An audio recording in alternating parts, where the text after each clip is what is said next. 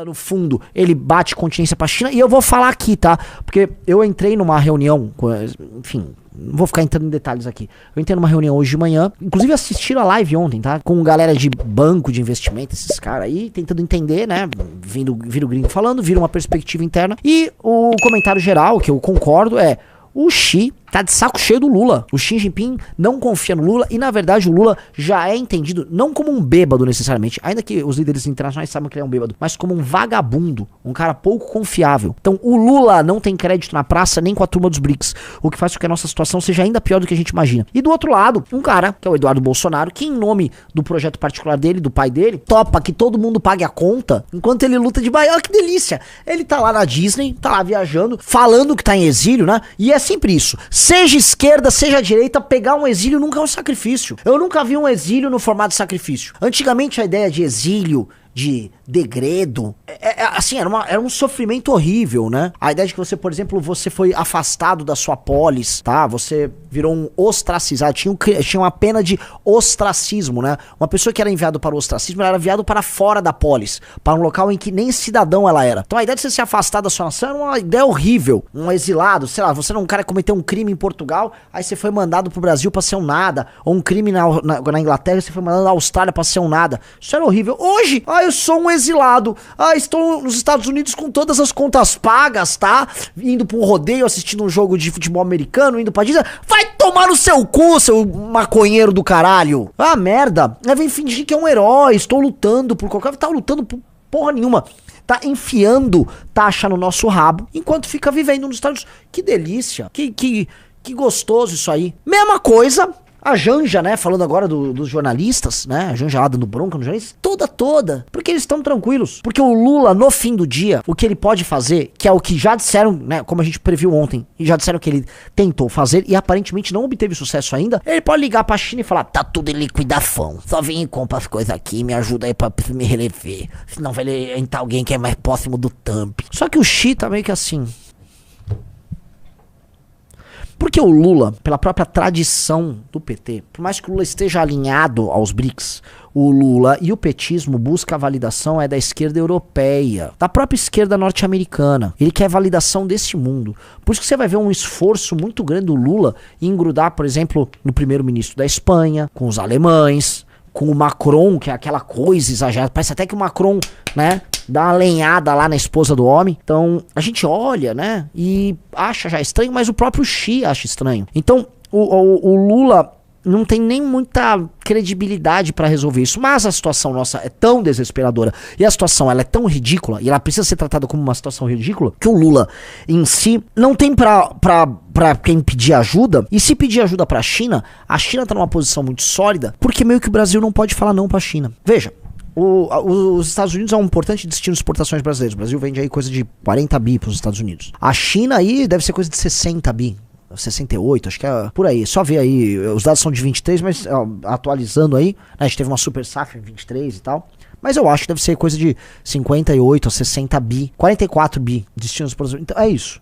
Então o Brasil, né, 44 nem é muito, hein? Ah não, pera, 57 bi. Ah não, tá, em um ano, beleza, 57 bi, quase 60. Então, o Brasil depende da China. E a partir do momento que os Estados Unidos tarifam o Brasil depende mais ainda da China. E com consequências enormes. Ontem nós tiramos sarro da carta do Eduardo Bolsonaro.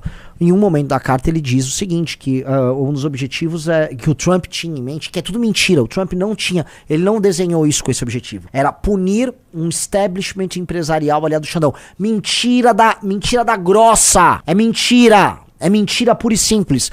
O agro brasileiro inteiro tá sendo punido com essa bagaça. Por mais que não seja... Os Estados Unidos não seja o grande destino da agricultura brasileira. Tá punindo o agro brasileiro, sim. É mentira desse vagabundo. A ponto dele ter conseguido, né, com esse discurso de merda, isso aqui, ó, pode botar na tela. Que isso aqui, cara, isso aqui é uma derrota histórica da direita brasileira. Uma derrota histórica, tá? Agro se alinha a Lula e critica tarifaço de Trump. Não justificar. Naturalmente eles iam criticar. Agora, o discurso deles ficará mais próximo do discurso do Lula. E eles, pra se defender, o agro brasileiro, pra se proteger, vão ter que recorrer a quem? Ao Itamaraty, E é o governo inimigo do próprio agro. Então a posição relativa do agro de poder com relação ao governo federal e às esquerdas brasileiras diminui. O agro se enfraquece. A agricultura brasileira se enfraquece. E a agricultura brasileira é um dos pontos centrais de sustentação de qualquer equilíbrio que a gente possa ter. O agro enfraquecido significa o direito de propriedade no Brasil enfraquecido, significa menos dólar entrando no Brasil, significa mais força para movimentos como MST ou grupos de bandido tipo a CONTAG, sejamos honestos. Agro não pode enfraquecer, e esses caras estão enfraquecendo o agro, e estão cagando para as consequências, cagando completamente. O imbecil do Eduardo, anotem isso, o imbecil do Eduardo Bolsonaro, né?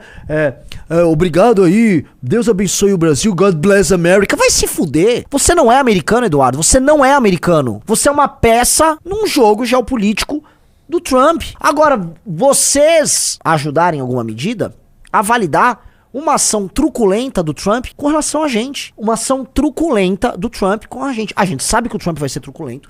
E a gente sabe, e essa é a parte mais triste. Por isso que essa aqui é uma live que eu tô dando soco na direita e na esquerda loucamente. Eu tô aqui, ó, meteoro de Pegasus, sabe? Distribuindo porra. Porque for pro um pro outro o tempo todo, né, Riso? É um, é outro, é um, é outro, é um, é outro, é outro. Volta ao PT. A real é o seguinte... O Brasil merece. Fala isso. Eu tô falando. Fala isso. A instituição República Federativa do Brasil, sob liderança do Lula, cavou o problema. Melhor? Cavou. O Lula, ao se tornar porta-voz dos BRICS e cadelinha do Xi, em quintal americano, que infelizmente nós somos parte do quintal desses filhos da puta, o Lula nos botou numa relação de fragilidade. Uma posição de fragilidade. Nós somos uma posição frágil. E ele não se preocupou, enquanto ficou contrariando o interesse americano. Na Ucrânia, honestamente, qual o interesse brasileiro na Ucrânia? Pra mim, o único interesse brasileiro na Ucrânia... Enfim. Qual o interesse brasileiro... Tô fazendo piada, um pouquinho de leve aqui. Qual o interesse brasileiro em tentar mediar a questão do Oriente Médio? Nenhum. O Brasil é ridículo. O Brasil não tem condição de mediar nada.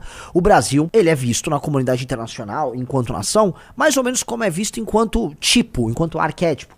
O Brasil é tipo um bêbado simpático que tá na festa. Ah, chegou o Brasil! Ô, Brasil! Aí ele, lá que chegou! Né? A gente se vende também, inclusive quando a gente faz turismo, como isso, como, olha, chegou uma galera muito extrovertida, festeira, leve. O que é uma imagem meio ridícula, porque não é o tipo exatamente de pessoa que põe medo em alguém, tampouco é o tipo de pessoa que é respeitada. Ela é chamada num momento de, vamos dizer, de lazer, quando as coisas estão bem, pra alegrar o momento. Ah, eu gosto desse Brasil, ele não tem problema com ninguém. O problema é que o mundo tá ficando um mundo tenso, e as nações estão sendo instadas a tomar posição, e nesse sentido o Brasil, ele está tomando uma posição pró-China, sem saber exatamente as consequências desse tipo de posicionamento. Ele se colocou na linha de tiro. O Lula está colocando o Brasil na linha de tiro. O Trump, que assumiu o governo avisando, vou pra briga tarifária e vou fazer um novo arranjo global, o Trump tá cagando. O Trump meteu 50%, não é assim, 50% de tarifa é uma violência do ponto de vista comercial. Ele toma ele 50 aí. Existe aquela coisa da arte da negociação, que é o estilo dele, né? Tem um livro e tal, em que ele negocia nesses termos, né? Ele pede muito alto, ele gera o caos no adversário, e aí ele consegue em certa medida, uma assimetria de poder ali que assusta o inimigo, desbaratina ele e obriga o inimigo a fazer um acordo que em geral vai ser bom pro Trump. Isso é uma estratégia de negócios que ele tem na vida pessoal, uma estratégia que ele tá levando pra diplomacia americana. E ele jogou agora isso no Brasil. Na real, o Brasil não tem muito pra onde ir, não. O Lula vai ceder? O Lula avisou que não vai ceder. E que vai cumprir com a reciprocidade e vai taxar produtos americanos. Ele vai fazer isso. Aí o Trump vai falar que vai taxar mais ainda, porque ele vai continuar pesando. O Brasil vai ter problemas na exportação dos seus produtos.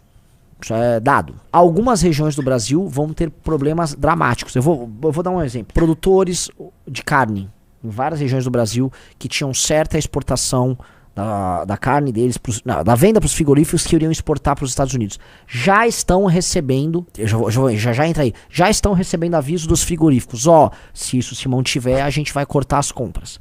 Se cortar a compra, boa parte desses pecuaristas, eles têm financiamento, natural, financiamento para girar a produção deles. Eles vão ter que provavelmente queimar a produção, por exemplo, mandando pro frigorífico meio assim, com preços menores, e abastecer mercado interno. O que o Lula vai dar risada? Olha só, a carne ficou barata. Então anotem aí, podemos ter carne barata do meio pro fim do ano, com o Lula falando, baixei o preço da picanha, a pessoa vai comer picanha agora, porque você, né? Agora você fudeu o produtor rural, desculpa o termo, não precisava meter esse palavrão aqui. Você ferrou o produtor rural. Grãos, em geral, o Brasil é mais concorrente dos Estados Unidos do que um fornecedor. Também é fornecedor, mas agora, carne, então vai baratear internamente a carne se isso se mantiver. O que está sendo demonstrado, o Brasil está indo pro confronto, né? O Riso vai botar agora na tela aí, tá, a notícia. Governo Lula estuda fim de patentes de medicamento para retaliar Estados Unidos, mas vai esperar prazo de Trump. Então aqui o governo brasileiro está, olha só o que eu posso fazer, ó, que eu tenho nesta manga aqui, ó. O governo brasileiro está criando um grupo para avaliar de que forma o Brasil atuará reciprocamente em relação aos Estados Unidos depois que o presidente americano, Trump, anunciou uma sobretaxa de 50%. O Estadão apurou que o grupo ainda está em formação, mas que, com base em avaliações de algumas áreas feitas mesmo no comunicado da quarta, é provável que a propriedade intelectual entre na lista, em especial para o caso de medicamentos. O governo trabalha com prazo de cerca de 20 dias para responder a Trump, mas considera que seria um erro reagir antes do prazo dado pela Casa Branca. Um integrante do governo diretamente ligado ao assunto afirmou que Trump deu um ultimato pedindo uma espécie de rendição e não indicou na carta nenhuma opção de negociação. Ele indicou, mas eu vou aprofundar isso, tá? Eu vou falar aqui como assim, não como candidato da missão, porque a gente ainda vai ver quem vai ser, mas o que eu acho que o nosso candidato tem que fazer, que foi a grande oportunidade perdida pro Bolsonaro. A avaliação de que o Brasil possa antecipar, por exemplo, o fim do período em que há direito de patentes dos fabricantes. No caso dos remédios, muitas vezes há direitos exclusivos concedidos a empresas que desenvolvem algumas substâncias e protegem seus produtos por algum tempo determinado, impedindo que terceiros façam a fabricação, a venda ou a distribuição da fórmula sem autorização. O grupo formado pelo governo estará... Beleza, agora tentando no detalhe, né? Querem quebrar patente. Isso também tem consequências. Você vai virar um pária com outro. Por exemplo, eu não sei se a Pfizer, que é inglês, tem uma desses grandes laboratórios que é inglês. Esses caras vão ver o Brasil como um parceiro perigoso para ter as operações. Na americana, eu lembro, tem uma das grandes. Só vejam aí qual é a grande dessas de remédio. Tem inglês, tem uma suíça, tem americana. É a AstraZeneca inglesa. Então você passa um sinal muito ruim, não sei exatamente se o caminho é esse, né? É um caminho meio cubano a resposta que o governo quer dar, que é tipo, vou sair quebrando regra internacional. Entenda uma coisa só, o Lula não pode se esquecer, tá? O Brasil aplica muito mais tarifas aos americanos do que os americanos aplicam ao Brasil. O Brasil já tinha uma relação de tarifária desproporcional. O Trump agora foi pras cucuias, obrigando uma reformulação. Mas o que o Trump quer não é exatamente que o Brasil resolva a questão das tarifas. Ainda que se isso for o termo da negociação que ele vai obter, ele vai cantar de galo e falar que ele venceu pros americanos, certo? Ou seja, pro Trump é uma vitória já. O que o Trump quer é desarticular o Brasil como essa peça-chave do BRICS. Ele com certeza vai virar assim, ó, Brasil, não vai ter ferrovia da China P nenhuma aí. Não vai ter nada aí. Não vai ter dolarização? Não vai ter, esquece, desdolarização. Vai ter nada disso, o Brasil vai ficar quietinho, ficar na tua aí, tá? Mas, quando eles puxam ali aquela legislação lá, não sei o que, 301, protocolo 301, é quase tratar o Brasil como um inimigo da nação americana. Uma nação que tem uma prática comercial hostil aos Estados Unidos. Assim, é uns poucos passos além de uma iranização do Brasil.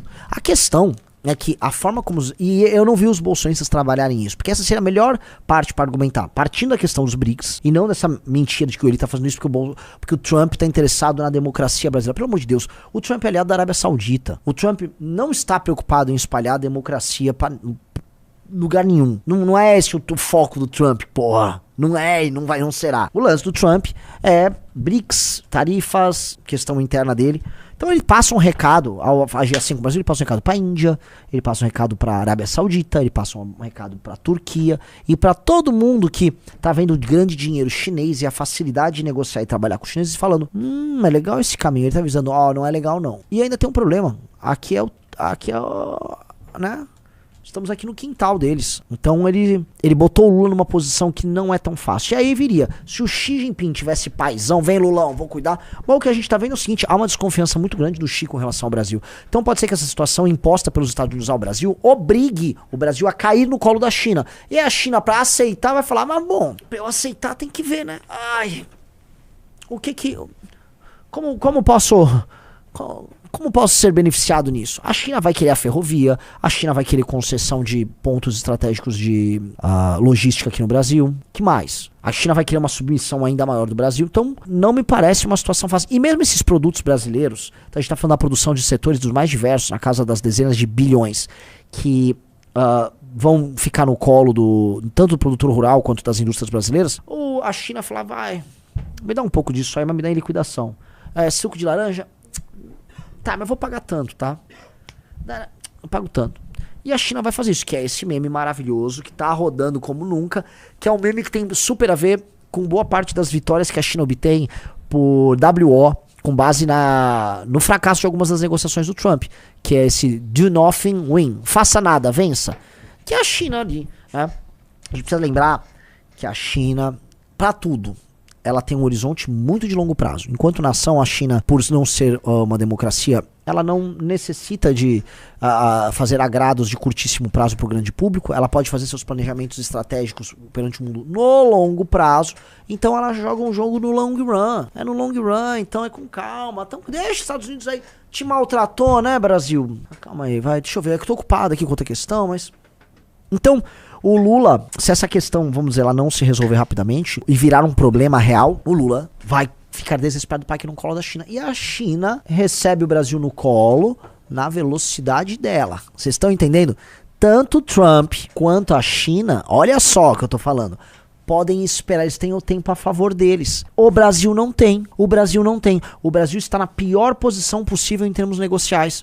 A situação do Brasil em termos negociais é vergonhosa. Diplomaticamente falando, aquele bando de gente que estuda e passa no Itamaraty nunca discutiu e pensou que o rumo que o Brasil tomou não seria vergonhoso. Mas não só eles, porque eles não são, vamos dizer, os chefes de Estado, né? Todas as lideranças político-partidárias do Brasil não pararam para pensar que o destino nosso é se tornar uma economia pouco competitiva, não fazer reforma nenhuma, se alinhar ora com os Estados Unidos, ora com a China, de maneira submissa, como a gente foi fazendo, depender das exportações do agro, destruir a própria indústria, que isso não iria custar um preço, e o preço é que pra gente manter esta piada em que grande parte da população não trabalha e é sustentada pelo Estado, e o Estado é sustentado pelos poucos que trabalham e que também exportam e que estão sendo penalizados agora, você vai ter que ficar com o pires na mão atrás de alguma superpotência? Ninguém pensou nisso? Não pensaram. O PSDB não pensou, o PT não pensou, trabalhistas não pensaram, a direita nunca pensou nada porque a direita não pensa, a direita é acéfala, ela é mongoloide, e estamos aqui nessa situação horrorosa.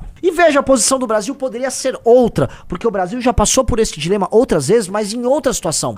Durante a ditadura militar, o Brasil também jogou. Por mais que ele tivesse um alinhamento lá natural com os Estados Unidos na questão do anticomunismo, e dos Estados Unidos indiretamente ter sido favorável ao golpe que houve, o Brasil também nos anos 70 brincou, né? Temos aqui o nosso grande Paulo Tchola aqui nos assistindo. O Brasil brincou de não alinhamento nos anos 70, de uma lógica terceiro-mundista dos não alinhados, também jogou ali. Antes, com o Getúlio Vargas, gente, o Getúlio rebolava pro Hitler de um lado, rebolava pros Estados Unidos do outro, ficou lá vendo qual é o melhor caminho pra ele aqui. Ganhou-lhe uma siderúrgica, participou da guerra, jogo que segue. Agora não. Nós não temos sequer condições de discutir. Nós sequer temos condições de entrar na brincadeira. Nós não temos condições de discutir a autodefesa. Porque você não consegue questionar a China, porque se a China fala oi, a economia do Brasil quebra na hora. Porque pior do que o Brasil ter se desindustrializado e ter perdido capacidade produtiva interna para a própria China, é que quem nos desindustrializou ainda compra nossas matérias-primas.